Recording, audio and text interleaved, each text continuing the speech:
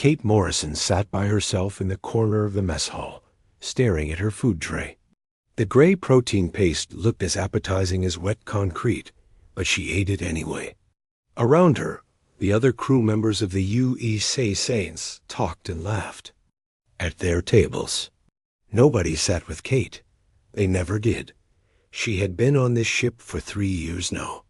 3 long years of being the odd one out. The crew called her Ghost when they thought she couldn't hear. Not because she was scary, but because she seemed to fade into the background, like she wasn't really there. Kate pushed her food around with her fork and listened to the conversations around her. Lieutenant Commander Jake Sullivan was telling a story about his last shore leave on Mars. Chief Engineer Danny Rodriguez was complaining about the reactor cooling systems again. Dr. Lisa Chun was discussing her latest research on alien plant samples. Normal people doing normal things. Kate had never been good at normal. She finished her meal quickly and stood to leave. As she walked past Sullivan's table, she heard him whisper to the others, "There goes Ghost again. Wonder what planet she's thinking about today." The others chuckled softly. Kate pretended not to hear and kept walking. She had gotten used to being invisible over the years. It was easier than trying to fit in and failing. Kate made her way to the observation deck. It was empty, as usual. Most people preferred the entertainment areas or the gym. Kate liked the quiet space with its large windows showing the stars outside. She pressed her hand against the cool glass and watched the distant suns twinkle in the darkness. The ship's intercom crackled to life. All senior staff report to the bridge immediately. This is not a drill. Kate wasn't senior staff, but she was curious. She had nothing else to do anyway. She made her way toward the bridge, staying in the background as always. Captain Harold Banks stood in the center of the bridge, his gray hair neat and his uniform pressed. He was pointing at the main screen, which showed a massive structure floating in space ahead of them. "What are we looking at, Commander Sullivan?" the captain asked. Sullivan checked his instruments. "Unknown structure, sir. It's huge. About 3 kilometers long and 1 kilometer wide. The design doesn't match any known ship type." Dr. Chun stepped forward, her dark eyes wide with excitement. "Captain, the metal composition is unlike anything we've seen. The surface shows signs of extreme age, but there's no corrosion or damage from space debris." "Could it be a Forerunner artifact?" asked Rodriguez. The bridge went quiet. Everyone knew about the Forerunners, the ancient alien race that had disappeared millions of years ago, leaving behind technology that no one could understand or activate. Finding a Forerunner site was like discovering buried treasure. "Possibly," said Captain Banks. "Dr. Chun, what do your scans show?" Chun shook her head. "That's the strange part, sir. Our scanners can detect the structure, but they can't penetrate it. It's like the material is blocking all our instruments." "Life signs?" the captain asked. "None that we can detect. But given the scanning problems, we can't be sure." Captain Banks walked to his chair and sat down. Kate could see him thinking through the situation. Finding a Forerunner artifact was the discovery of a lifetime, but it could also be dangerous. "Prepare an away team," he said finally. "Standard exploration protocol. Full environmental suits and all safety equipment." "Sir," interrupted Lieutenant Torres from the communication station, "we're receiving a message from Coalition Command. They want us to wait for the science vessel Horizon to arrive before we explore the structure." "How long until they get here?" Banks asked. 4 days, sir." The captain frowned. 4 days of sitting here looking at the greatest discovery in human history? "I don't think so. We're going aboard that thing." Kate found herself stepping forward before she could stop herself. The words came out of her mouth before she could think about them. "Captain, request permission to join the away team." The entire bridge turned to stare at her. Kate felt her cheeks burn red. Sullivan looked confused. Morrison, what are you doing here? This is a senior staff meeting. I thought I might be useful, sir. Rodriguez laughed. Useful how? You're a junior. Communications officer. This is a job for scientists and engineers. Kate wanted to disappear. She always did this. She always spoke up at the wrong time and said the wrong thing. But something about the structure on the screen called to her. She couldn't explain it. I have experience with old technology, she said quietly. Sometimes a fresh perspective helps. Dr. Chun looked interested. What kind of experience? I've always been good with computers and machines. Even old ones that other people can't figure out. I can usually find a way to make them work. Captain Banks studied her for a moment. Kate held her breath, waiting for him to dismiss her like everyone else always did. You know what? He said finally. Why not? We could use all the help we can get. Morrison, you're on the team. Sullivan looked like he wanted to argue, but he kept quiet. Rodriguez shook his head with a grin. This should be interesting, Rodriguez muttered. Sending the weird girl to talk to dead aliens. Kate ignored the comment. She was used to being called weird. What mattered was that she was finally going to do something important. Something that might make a difference. 2 hours later, Kate stood in the shuttle bay wearing a bulky environmental suit. The away team consisted of Captain Banks, Dr. Chun, Rodriguez, Lieutenant Torres, and herself. They climbed into the shuttle and prepared to make history dot as they flew toward the ancient structure. Kate stared out the shuttle window. The alien ship grew larger and larger until it filled her view. Strange symbols covered its surface, flowing like water across the dark metal. Kate felt a strange tingling sensation in her hands. Look at those markings, Dr. Chun said with excitement. They're definitely Forerunner script. But the patterns are more complex than anything we've seen before.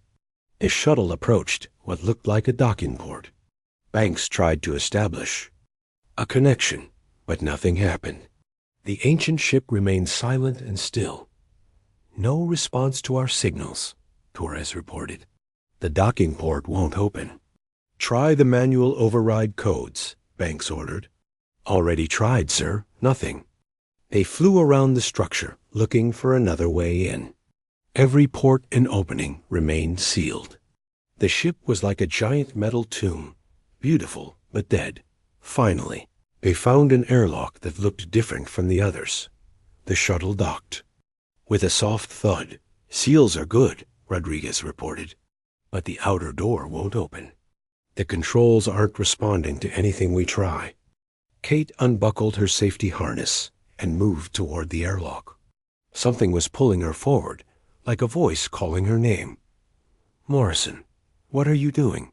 Banks asked. Let me try something, sir. Kate reached out and placed her gloved hand on the alien control panel. The moment her fingers touched the surface, everything changed. The dead ship came alive with a deep, musical hum that vibrated through the shuttle hull. Lights raced along the structure's surface like liquid fire. The airlock door slid open with a whisper. Everyone stared at Kate in shock. How did you do that? Dr. Chun whispered. Kate stared at her own hand, amazed. She had no idea how she had done it. But somehow, the ancient alien ship had recognized her touch. I don't know, she said. Honestly, but I think it wants us to come inside. The inside of the alien ship was nothing like Kate had expected. The walls glowed with a soft blue light that seemed to come from within the metal itself. Strange symbols flowed across the surfaces like living words, changing and shifting as the team walked deeper into the structure. This is incredible, Dr. Chun whispered, running her scanner over the walls. The technology is far beyond anything we've seen.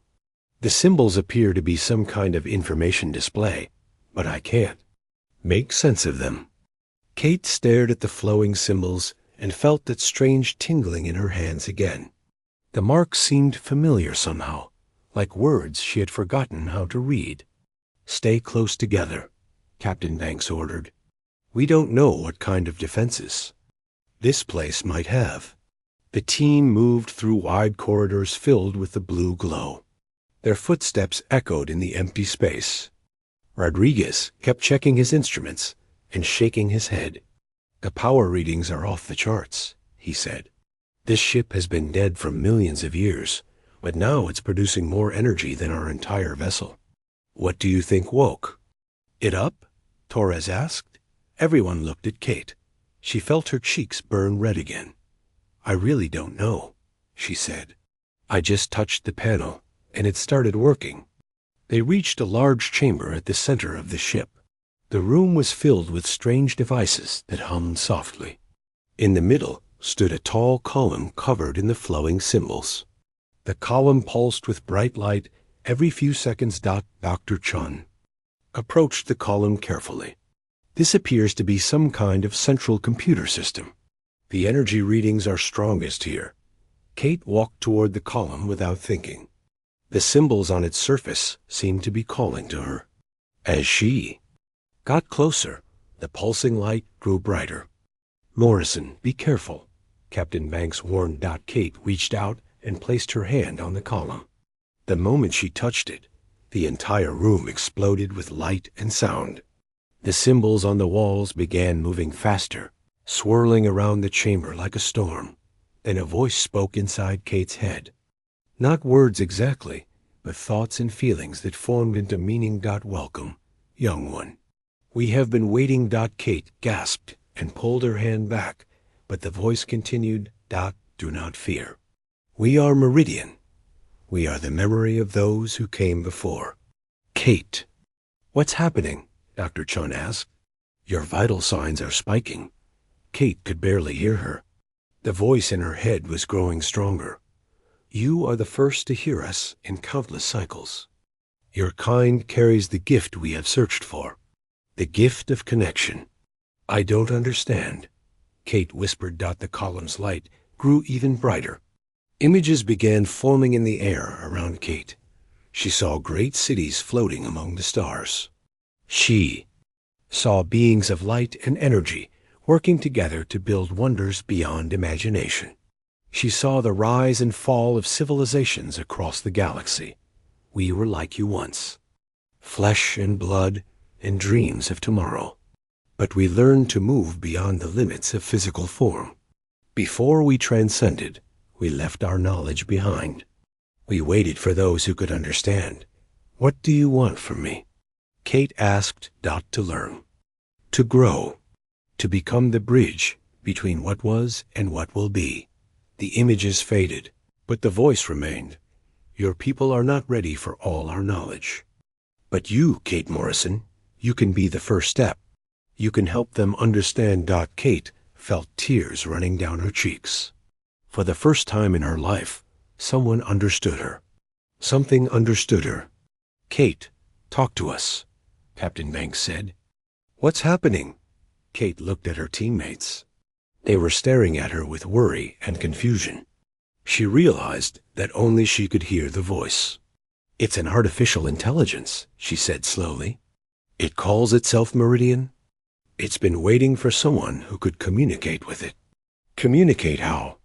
Dr. Chun asked, her scanner beeping frantically. "I'm not sure. It speaks directly into my mind. It shows me things." Rodriguez stepped forward. "What kind of things?" Kate tried to find the right words. "History. The story of the people who built this ship. They were called Forerunners, but they weren't really alien. They were like us, but much older. They learned how to become pure energy, pure thought." "Where did they go?" Torres asked. "They didn't go anywhere. They're still here, in a way. They exist in their technology now. This ship, others like it, they're all connected. It's like a giant computer network spread across the galaxy." Captain Banks looked skeptical. "And they've been waiting. For humans specifically?"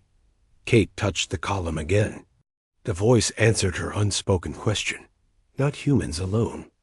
Any species with the potential for true understanding. But your people have something special. A flexibility of thought that allows connection across different types of consciousness. They weren't waiting just for humans, Kate explained. They were waiting for any species that could bridge different ways of thinking. But humans have something they find useful. We can adapt our minds to understand different types of intelligence. Dr. Chun was taking notes as fast as she could. This is the greatest discovery in galactic history. We need to get this information back to Earth immediately. Wait, Kate said. The voice in her head was warning her about something. Others seek what you have found. They do not come with peaceful intentions. Your people must be careful. What? Do you mean others? Kate asked aloud. The Coalition species. The Krillians, the Nexus traders, the Zephyrian scholars. They have been searching for our technology for thousands of your years. They seek to use it for war and profit. Your people are new to the galaxy. They do not yet understand the dangers. Kate felt a chill run through her body. She turned to Captain Banks. We're in trouble, sir. The other species in the Coalition have been looking for Forerunner technology for a long time. They want to use it as weapons. How do you know this? Banks asked. Meridian is warning me. It says the Coalition species aren't looking for knowledge. They want power. As if summoned by her words, Lieutenant Torres's communicator crackled to life. Captain Banks, this is Commander Phillips aboard the Defiance. We have multiple ships approaching our position. 3 Krillian warships, 2 Nexus trade vessels, and a Zephyrian research ship. They're requesting permission to come aboard the alien structure. Banks grabbed Torres's communicator. Negative. We're still conducting our initial survey. Tell them to maintain their distance. Sir, they're not taking no for an answer. The Krillian commander is demanding access to what he calls Forerunner assets. He says it's a matter of Coalition security. Kate touched the column again, seeking guidance from Meridian. The time of hiding is over. Your people must choose. Will you share our gifts with wisdom, or will you let others claim them for destruction? What are you asking me to do? Kate whispered. You must decide quickly. The others come with force. They will take what they want if you do not act. Kate looked at her teammates. Captain Banks was arguing with the Coalition ships over the radio. Dr. Chun was still taking measurements and notes. Rodriguez and Torres were watching the entrance nervously. Captain, Kate said urgently, we need to leave. Now. Why? What's wrong? Meridian says the Coalition ships aren't here to study. They're here to claim this technology for themselves. If they get control of it, they could use it to dominate the galaxy. Banks stared at her. You're saying this alien computer is giving you military intelligence? I'm saying we're about to be in the middle of a war we didn't know was starting. The ship suddenly shuddered around them. Red lights began flashing along the walls. What was that? Rodriguez asked. Kate's hand was still on the column. Meridian's voice filled her mind with urgency. They are attempting to force entry through the main docking ports. The ship's defenses are activating. You must leave now, or become trapped in the conflict to come. We have to go, Kate said firmly. Right now. But as they turned toward the exit, they could hear the sound of heavy footsteps echoing through the corridors. The Coalition forces had already boarded the ship. Kate pressed her hand harder against the column. Meridian, can you help us? The ancient intelligence paused before answering. I can do more than help, Kate Morrison. I can make you the key to everything. But the choice will change you forever. Are you ready to become more than human? Kate looked at her teammates. Trapped between the approaching Coalition forces and an alien intelligence offering her unimaginable power. She had always been the weird girl, the outsider, the one who didn't fit in. Maybe it was time to stop trying to fit in and start becoming something entirely new. Kate had no time to think. The sound of boots on metal was getting closer. She could hear voices speaking in the harsh Krillian language and the musical tones of Zephyrian speech. "Yes," she whispered to Meridian. "Help us." The moment she spoke, Kate felt something change inside her mind. It was like a door opening in her thoughts, letting in light she had never seen before. Knowledge flowed into her consciousness. Not just words or facts, but understanding on a level she had never experienced. Could suddenly see the entire ship around her like a three-dimensional map in her head. She knew where every corridor led, where every system connected. She could feel the Coalition soldiers moving through the passages like insects crawling on her skin. "Kate, your eyes." Dr. Chun gasped. Kate looked at her reflection in a shiny wall panel. Her normal brown eyes now glowed with the same blue light as the ship's walls. "I'm okay," Kate said, though she wasn't sure if that was true. "I can see everything now. Follow me." She led the team through passages that avoided the main corridors. Kate could sense exactly where the Coalition forces were at every moment. The Krillian soldiers were moving in standard military formation. The Zephyrian researchers were scanning everything with their instruments.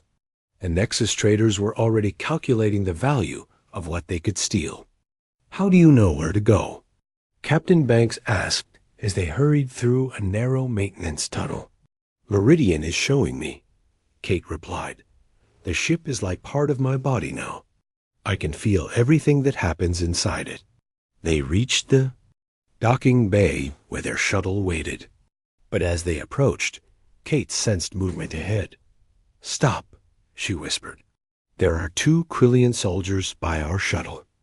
Rodriguez pulled out his sidearm. "We'll have to fight our way through." "No," Kate said. She placed her hand on a wall panel. The lights in the docking bay went out, leaving the area in complete darkness. She could hear the Krillian soldiers talking, nervously in their own language. Kate led her team through the darkness like she could see perfectly. The blue glow from her eyes gave her teammates just enough light to follow. They reached the shuttle and climbed aboard quickly. As Rodriguez started the engines, Kate felt a sharp pain in her head. Meridian's voice was urgent. "More ships are coming. A full Coalition battle fleet. They have learned of your discovery and are sending everything they have." "Captain," Kate said as their shuttle left the Forerunner ship, "we need to get back to the Defiance immediately. A whole fleet is coming." "What kind of fleet?" Banks asked. Kate closed her glowing eyes and let Meridian show her. Images filled her mind of massive warships jumping out of hyperspace. "Everything," she said quietly. "Krillian battleships, Nexus merchant fleets, Zephyrian research vessels. They're all coming here." As their shuttle docked with the Defiance, Kate could already see the first enemy ships appearing in the distance. The sleek shapes of Krillian destroyers emerged from hyperspace, followed by the bulky cargo haulers of the Nexus Collective. Captain Banks immediately went to the bridge. Kate followed, ignoring the stares from the crew. Her glowing eyes made everyone nervous, but she didn't have time to worry about that now. "Commander Phillips," Banks ordered, "prepare for immediate departure. Plot a course for Earth at maximum speed." "Sir, we can't leave," Phillips replied. "Coalition protocol requires us to share any major discoveries with all member species." "This isn't a discovery anymore," Banks said grimly. "This is about to become a war zone." Kate stepped forward. The bridge crew backed away from her glowing gaze. "Captain, we can't run," she said. "If the Coalition gets control of that ship, they'll have access to Forerunner technology. Meridian showed me what they really want." "What do they want?" Banks asked. Kate let the images flow through her mind and out through her voice. "Weapons. The Forerunners built things that could destroy entire star systems. The Krillians want them to win their border wars. The Nexus Collective wants to control trade routes across the galaxy. The Zephyrians want to study the weapons, So, they can build their own. Dr. Chun looked horrified. Are you saying the Forerunners were warlike? No, Kate replied. They built the weapons to defend against something else. Something that scared them so much, they decided to leave physical existence behind. Commander Sullivan, who had been quiet until now, finally spoke up. Double quotes Kate. How do you know all this? What did that thing do to you? Kate looked at her hands. They were still glowing faintly with blue light. It made me a bridge, she said simply, between human understanding and Forerunner knowledge. I can access their information network, but I'm still me. The ship's sensors officer called out suddenly. Captain, we're being scanned by multiple vessels. The Krillian fleet commander is demanding we turn over any Forerunner artifacts immediately. Tell him we don't have any artifacts, Banks replied. Sir, they're not going to believe that. Not with our shuttle having been aboard the alien ship. Kate felt Meridian speaking to her again. There is a way to protect the knowledge, but it requires trust. Your people must be willing to share what they have learned, not hoard it for themselves. What do you mean? Kate asked aloud. The crew stared at her, not understanding that she was talking to the alien intelligence. Your species is young, but has potential. If you can unite the coalition species in peaceful purpose, rather than letting them fight over our legacy, you can guide the galaxy toward wisdom instead of war. How? Kate whispered. Show them what you have become. Let them see that. The gifts we offer are not weapons, but understanding. But be warned. Once you reveal your connection to us, every power in the galaxy will want to control you. Kate looked around the bridge at her crewmates. These people had never understood her, had always seen her as the weird girl who didn't belong. But now, she had to trust them with something that could change the fate of entire civilizations. Captain, she said slowly, I need to make a broadcast to all the ships in this system. What kind of broadcast? Banks asked suspiciously. I need to show them what the Forerunners really left behind. It's not weapons they should be fighting over. It's knowledge. And the only way to access it is through cooperation, not conquest. Sullivan shook his head. Kate, if you reveal what you can do, every government in the galaxy will want to capture you. You'll never be free again. Kate smiled sadly. I was never free before either. At least this way, maybe I can do something that matters. She walked to the communication station. The officer there backed away nervously. Open a channel to all ships in the system, Kate ordered. Kate, wait, Dr. Chun said urgently. Are you sure about this? Kate looked at the woman who had been studying her brain scans for months, trying to understand what made her different. I've been weird my whole life, Dr. Chun. Now I know why. I was meant to be the bridge between humans and something greater. But I can't build that bridge alone. She turned to the communication system and let her consciousness expand through Meridian's network. Suddenly, she could feel every ship in the system, every mind aboard those vessels. This is Kate Morrison of the Earth vessel Defiance, she broadcast. I have a message from the Forerunners. They left their technology not as prizes to be won, but as gifts to be shared. And I'm going to show you how.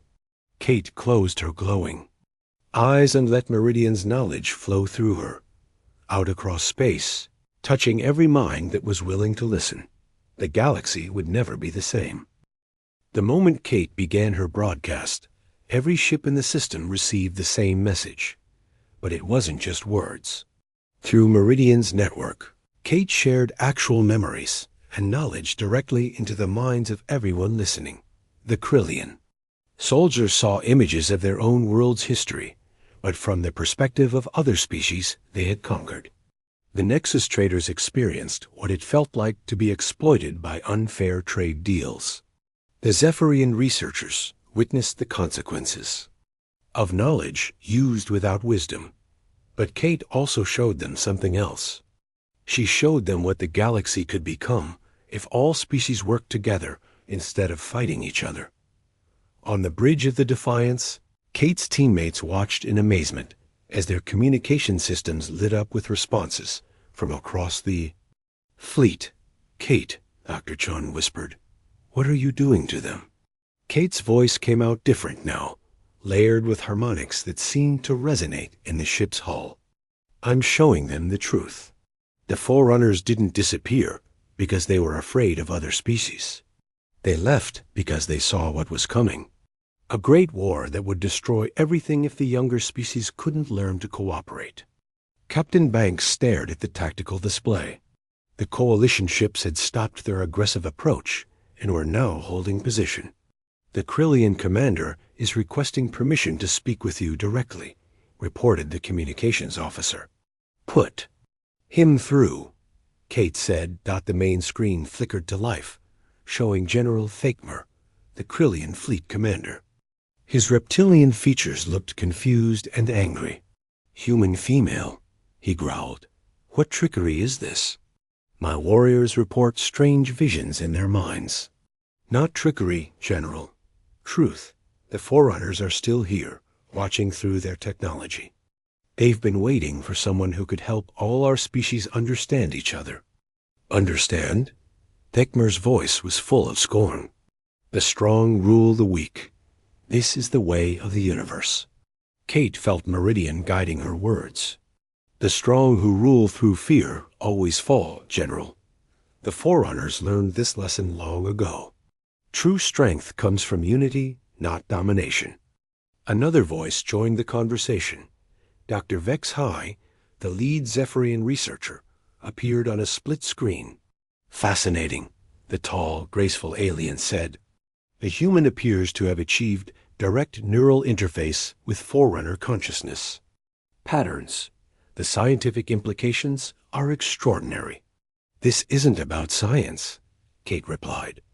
"It's about survival.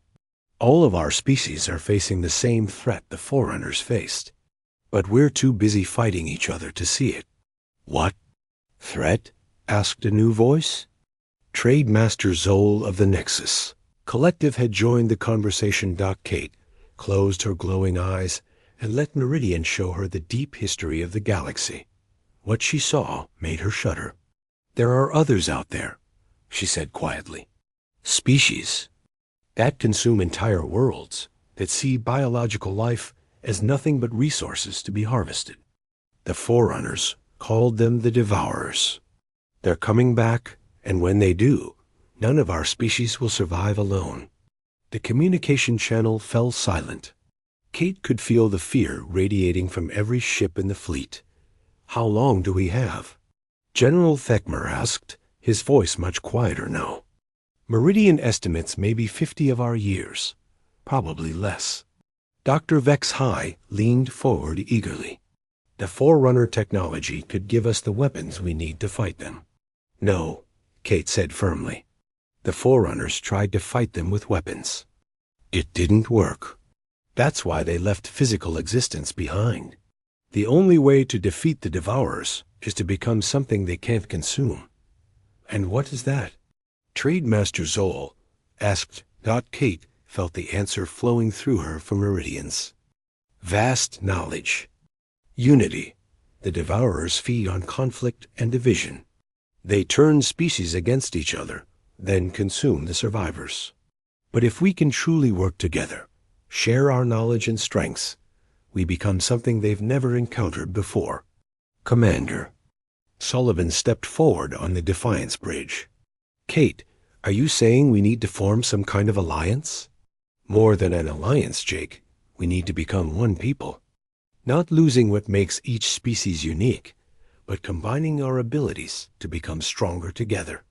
General Thakmer made a sound that might have been laughter. "Impossible. Krillians do not trust other species. We never have." Kate felt a surge of emotion from Meridian. The ancient intelligence was showing her something important. "General, may I share something with you? A memory from your own world's history?" Before he could answer, Kate projected an image directly to his ship. It showed ancient Krillian tribes. working together to survive their planet's harsh conditions. Warriors and farmers and crafters, all depending on each other. Your people once knew how to cooperate, Kate said gently. Before the wars made you forget. Thakmer stared at the images in silence. Trade Master Zol spoke up. The Nexus Collective has always believed in cooperation, but only when it's profitable. What if I told you that cooperation itself would be the most profitable thing you could do? Kate asked. The Forerunners left technology that could revolutionize manufacturing, transportation, communication. But it only works when multiple species operated together. Dr. Vexhi's large eyes were bright with interest. You're suggesting a complete restructuring of galactic civilization. I'm suggesting we choose evolution over extinction, Kate, replied. Captain Banks moved closer to Kate. What about Earth? What about humanity's role in all this? Kate turned to look at her captain. Her glowing eyes were sad but determined. Humans are the bridge species, Captain. We can adapt to work with anyone. But we're also the newest to the galaxy. We don't have the old hatreds and fears that divide the other species. She looked around the bridge at her crewmates. I know what this means for me. Once word of this gets out, every government will want to study me, control me, use me. I'll never have a normal life. Dr. Chun stepped forward. Kate, we won't let that happen. Rodriguez nodded.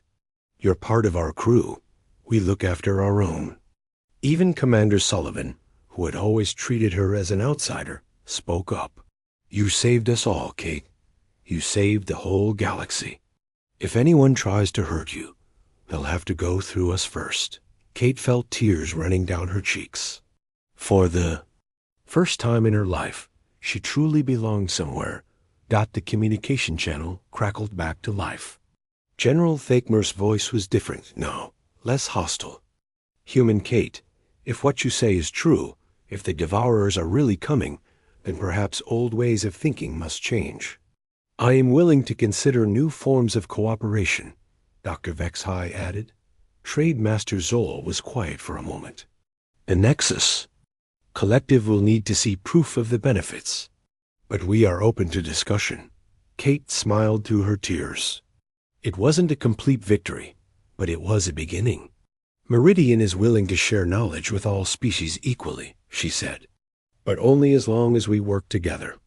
The moment we start fighting over it, the technology will shut down. And what about you? Captain Banks asked quietly. What happens to Kate Morrison now? Kate looked around the bridge one more time. At the people who had finally accepted her, who had finally understood that being different wasn't the same as being wrong. I stay who I've always been, she said simply. The weird girl from the Defiance. But now I know why I was weird. I was meant to help everyone find their way home. Outside the ship, the alien fleet began changing formation. Instead of preparing for battle, they were forming a protective circle around the Forerunner vessel. It would take time to build the trust needed for true cooperation. There would be setbacks and arguments and moments when old fears returned. But for the first time in galactic history, every species was working toward the same goal. And at the center of it all was Kate Morrison, no longer an outsider, but the bridge that connected everyone to a future none of them could build alone.